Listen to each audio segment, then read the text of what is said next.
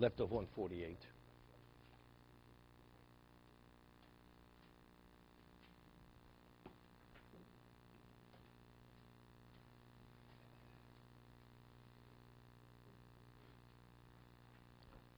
Second paragraph.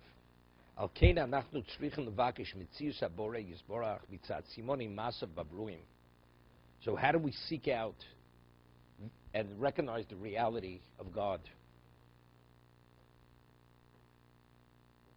It's due to his actions and involvement among those in creation. And that will be the proof that there is a being that's dictating and willing and orchestrating existence. And if we establish his existence with this approach,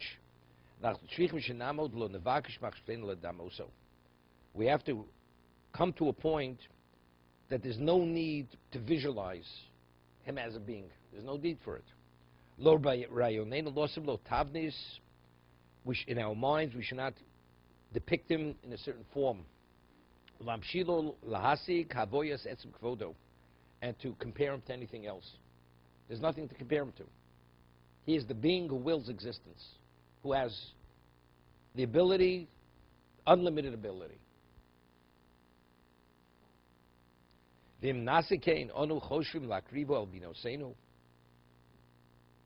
He says,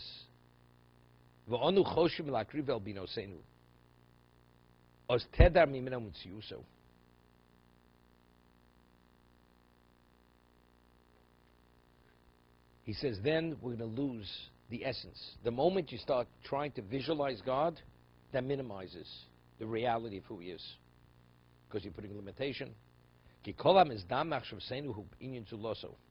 Whatever we could imagine, and we compare it to him in our mind, in terms of frame of reference, that's everything which is not him. That is not him.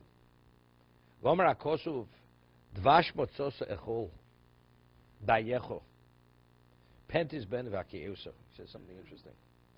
Pasuk Mishlei, when you come upon honey can either be bee's honey or nectar from a date, you eat, but only eat a sufficient amount. Don't eat more than that, because otherwise you're going to regurgitate it. It causes you to regurgitate everything. So not only don't you have what you took in, initially you have a little bit.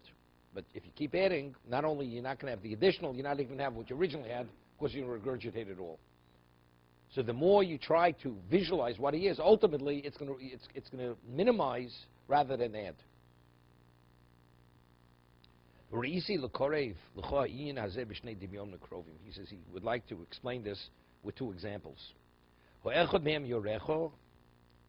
He says one of them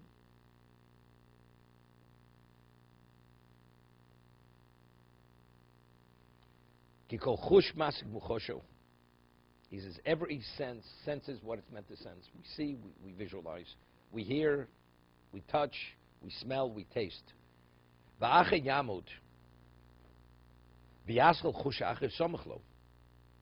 Right? We have multiple senses. One sense is affected, but one sense allows another sense to begin sensing. Right? Then it ceases.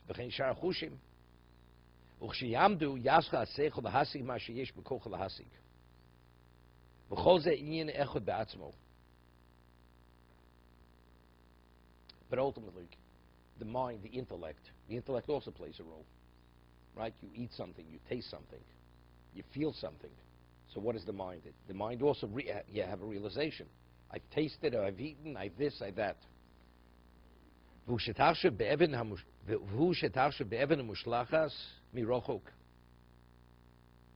a person takes a stone and throws it from a distance.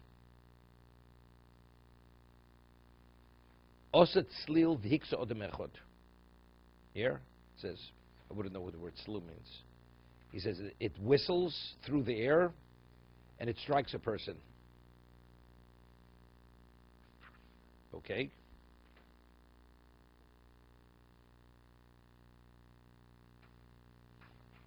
So he says, the stone that's flying through the air, with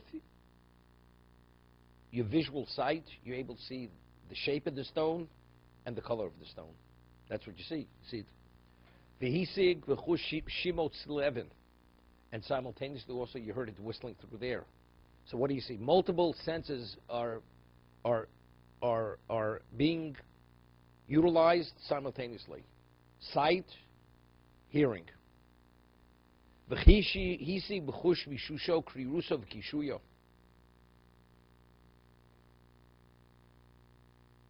He says that with the sense of touch, you're able to sense its coldness and its hardness. It's a solid object.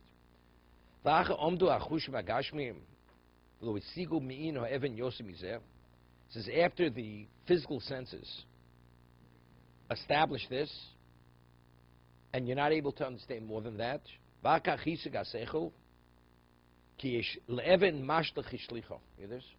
question is, why is the stone flying through the air? You see, evidently somebody threw it, right? That's seichel. It doesn't fly by itself unless it broke off from a larger piece, from a higher location. That's why it's coming. But usually it's coming from a source. There's something which propelled the stone.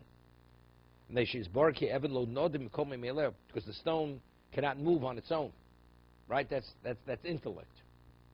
So the senses see the stone, hear the sound, see the impact, how it actually, whatever it comes in contact. But how did it begin? Right? Well, what propelled the stone? What you're able to sense with physical senses, the mind cannot fathom the senses of the senses, as he said earlier. As brilliant as it may be, unless you have a frame of reference what that tastes like, you don't know what it tastes like, because that's a sense of taste. And as keen as your hearing is, it's not going to help you to taste or understand, or if a person's blind, regardless of understanding, he's not going to know what color is, or what light is. So there's no question that just ordinary senses cannot sense what the mind could sense, could understand.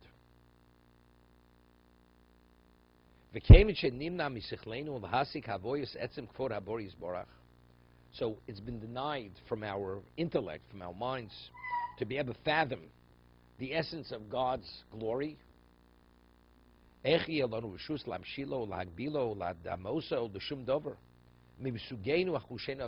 it's impossible to fathom who He is, so how can we begin comparing Him to anything? Right? This is the Gemara. This is the Gemara in Brachos. The Aboro who started to praise God. So the Rebbe says, "Have you finished?" He says, "Once you start, you can't stop." Right? And he says, "What is it? A person's worth 100,000 gold coins, which is 25 times the value of silver coins." He says, "I want to introduce this man. He's worth 100,000 silver coins." It's an insult. The man's worth multiples of what that is. So if we understand that God is unlimited, by visualizing Him, depicting Him in a limited state, it's a disrespect. It's not reality. It's a dovanimna that you're not able to do. You know, it's like a person is world-renowned, Nobel Prize winner, physicist, medicine, everything. And the person comes to his community. He says, "I want to introduce you. You know, we were in kindergarten together, and we used to play marbles together. Meantime, the world's a world-renowned physicist, or whatever it is. He discovered something in medicine which hasn't been in the past 1,000 years. That's who I am. We played marbles together. So how are these people going to understand who I am? You know? Same thing, lahavdil. God, who is He? He's powerful. What's that? He can move this mountain. That's what God is. He can move this mountain. What about He created the mountain, and He's unlimited and beyond, and the world means nothing? Is no reflection on what His essence is.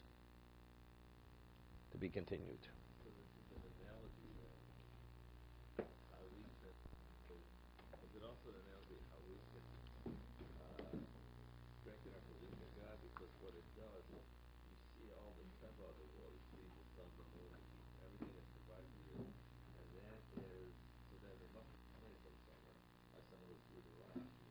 No, he's just saying. Of course, didn't happen by that. He said earlier. He says if you see a watermill, right? Did the watermill happen by itself? Nobody would believe it happened by itself. So if on the simple watermill, it didn't happen by itself. So the world happened by itself, which is infinitely more than the watermill. So how are we going to depict God? What form are you going to give him? He's Atlas. I mean, Lahavdil. How are you going to see him? There's no way. Whatever way you're going to see him, it's not possible.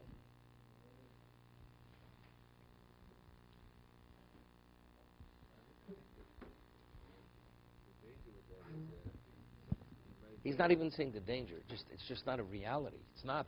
Because if you really believe what he is, there's no way to depict him in any form.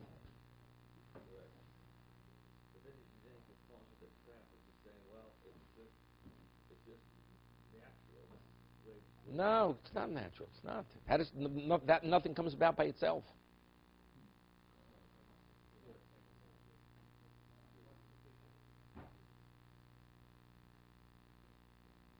Many years ago, David is a far removed landsman of yours. I had 2 years ago, or small, and they used to have people visiting just for Shabbos, and they would find homes for them. So I had 2 people come to me. They were both Englishmen. One was, he was the head of the debating team at Cambridge, and he was one of the top debaters in England. And he was the top debater almost in the world as a debater. And the other person was he was taking his, whatever it's called, his like CPA in England. Okay? And they come, sitting at my table, say, I'd like to see what it means to be a world-renowned debater. So I said, let's discuss a subject matter. Let's hear what you say, what I say. We'll go at it. I can tell you, unless there's certain laws of debate, you have to meet certain, whatever it is, protocols of what debate is or what is not. But in terms of the intellect and the force of his reasoning, I wasn't impressed. Okay, but that's the other person. I remember his name was not Goldstein, Goldstone. And he says to me, I'm trying to be an observant Jew, this and that, but God is not kind to me. I said, why not? He says, I've taken this exam to be recognized as a equivalent of a CPA. I always failed the exam. Here I'm trying so hard. I said, do you study for the exam? He says, I'll tell you the truth. I have to support myself. I have to keep a job. I don't have much time to study. So I said, so what does that have to do with God? Do you think somehow God's going to just put the information into your mind? Do you think this happens by itself? Right? Nothing happens by itself. Right? So you have a world, and it happened by itself.